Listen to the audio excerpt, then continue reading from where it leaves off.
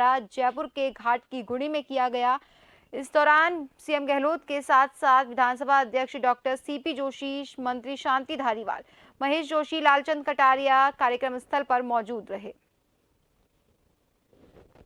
बता दें, महंगाई राहत कैंप के अवलोकन के साथ साथ सीएम ने लाभार्थियों को गारंटी कार्ड बांटे और साथ ही योजनाओं का फीडबैक भी लिया।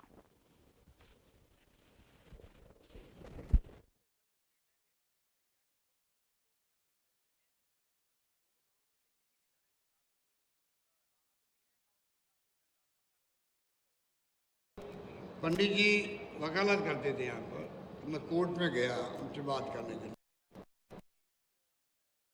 कि मुझे क्या करना चाहिए। मुझे लगता है कि अल्टीमेटली मेरे ऊपर ही एक आ जाएगा मुझे खड़े होने के लिए। मैं जिला अध्यक्ष था कांग्रेस का, तो उन्होंने कहा बिल्कुल ठीक है।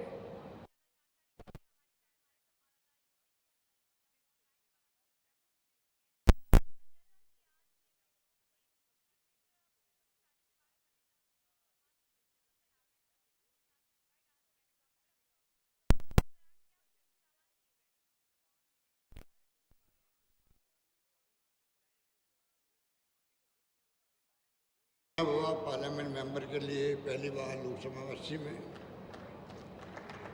और हम लोग जब पार्लियामेंट में वहाँ पर मिले तो बाबू जी बन चुके थे मेंबर पार्लियामेंट,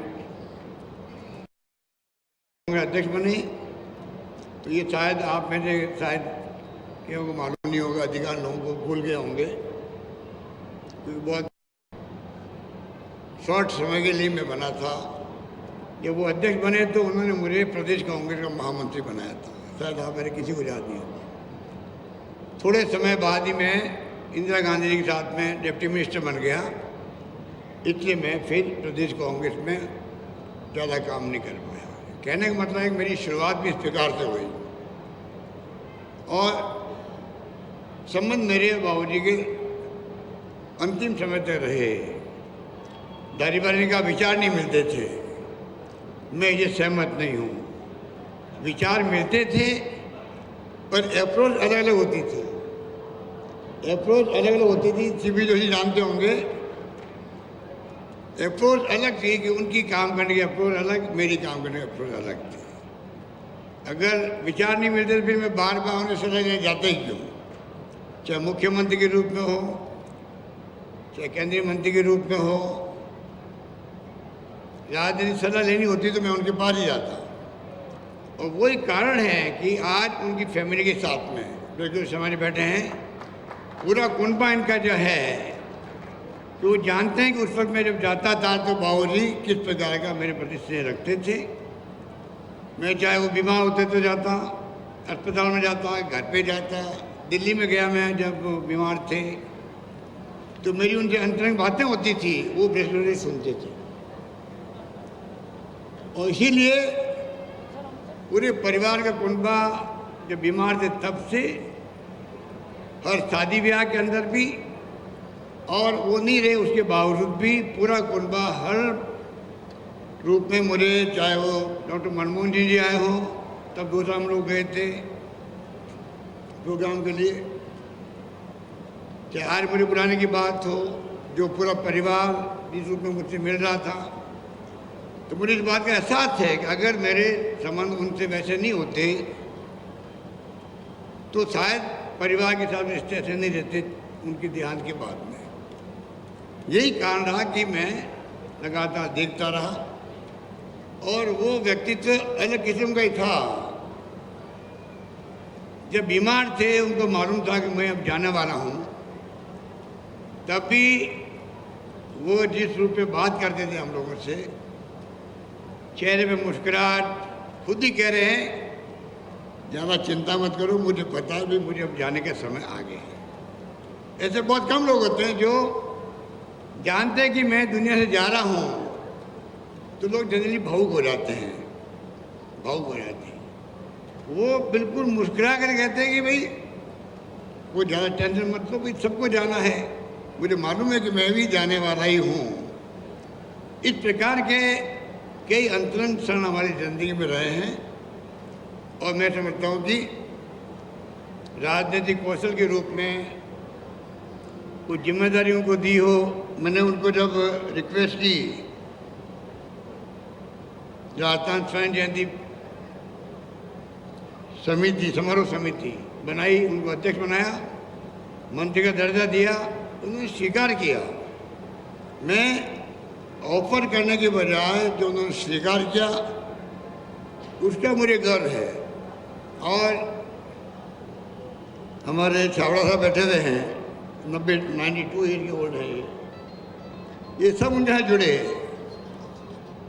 सब उनके साथ जुड़े, पूरी टीम बनाई उन्होंने। बाबूजी ने जितने फ्रीडम फाइटर्स थे राजस्थान के, पहली बार उन सब की जीवनी के बारे में परमानेंट डॉक्यूमेंट बन गए राजस्थान के अंदर, पूरी जीवनियों का बन गया, जो हमेशा याद किया जाएगा। इस रूप में मैं समझता हूँ कि उन्होंने कई पदों पर रहे, वो तो बता दिया आपको। नगर पालिका अध्यक्ष से शुरू किया हो अपने गांव में, दौसा में, प्रधानमंत्री हो, मेंबर पार्लियामेंट, AICC के महामंत्री हो, खादी बोर्ड के राष्ट्रीय अध्यक्ष हो, राज्यपाल हो, सब पदों पर लिए वो। जहाँ रहे वहाँ पे उन्होंने अपनी अमिट छाप छोड़ी। आज जो मूर्ति लगी है, ये मूर्ति क्यों लगती है? महापुरुषों की हो, शहीदों की हो, सोशल वर्कर की, उसी लगती है। आने वाली पीढ़ियाँ प्रेरणा ले उससे, किस प्रकार से ये मूर्ति किसकी है, क्यों लगी है, क्या ये इनका योगदान है। और यही प्रेरणा नौजवान पीढ़ी जब जानकारी प्राप्त करती है मूर्ति के बारे में, तो मन में भाव पैदा होता है कि मुझे भी ज़िंदगी में कुछ करके दिखाना है। यही सिलसिला समाज में चलता है। नई पीढ़ी प्रेरणा लेती है, संकल्प लेती है आगे बढ़ने का, देश सेवा का, प्रदेश की सेवा का।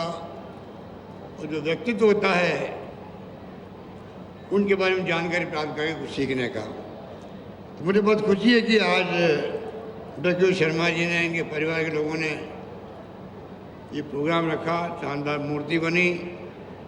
आनंद शर्मा नाम है इनका, जिसने मूर्ति बनाई है, आनंद शर्मा, विकास शर्मा। मैंने पूरा उनका फोटो देखा है, एक से बढ़ के एक मूर्ति इन्होंने बनाई है दिल्ली में भी, यहाँ पे भी। और यह मूर्ति बहुत अच्छी बनी है, शानदार बनी है। मैं अपनी ओर से, आप सब की ओर से उनको मैं बधाई देना चाहता हूँ, धन्यवाद देना चाहता हूँ। और जिस प्रकार से आज का प्रोग्राम आयोजित किया गया है, मैं समझता हूँ कि सब कुंबे को बुलाया, आप सबको याद किया। ये बाउरी की सीख थी सबको साथ लेके चलने की। इसलिए मैं इतना ही कहना चाहूँगा कि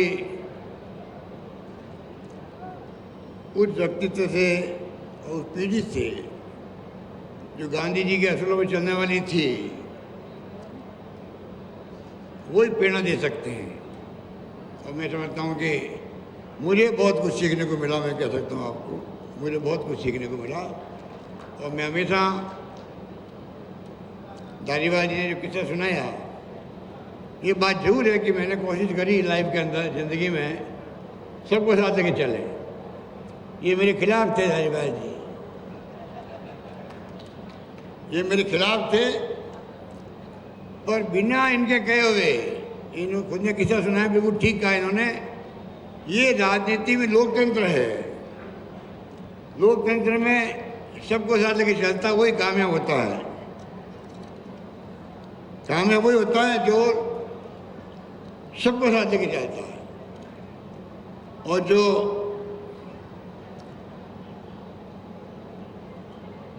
अपनी बात करता है, पराई की बात करता है, गुटबाजी पैदा करता है, वो कभी कामयाब नहीं हो सकता जिंदगी के अंदर। बावरी वो खासियत थी, बावरी वो खासियत थी।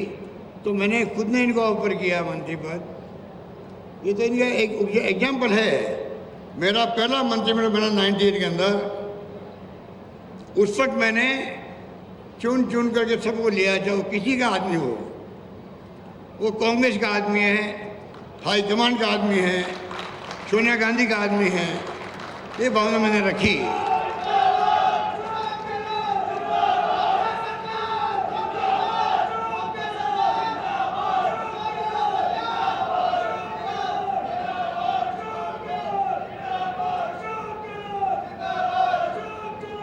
ये भावना रखना जरूरी है, ये भावना रखना जरूरी है। एक एक चीज़ राजनीति में, अभी धारीवाल ने कहा कि बाबू ने कहा अशोक गहलोत को पानी पिला दिया। पानी नहीं पिलाया मैंने सबका मान सम्मान किया। बाबू ने मजाक में कह दिया होगा आपको, क्योंकि मैंने मान सम्मान किया, लोगों का दिल जीत के आगे बढ़ा हूँ मैं। एक जो कहावत है, लाइन जो है, लाइन आप बड़ी लाइन खींच दो भैया, लाइन बड़ी खींचो बजाय कि दूसरों की लाइन काटो।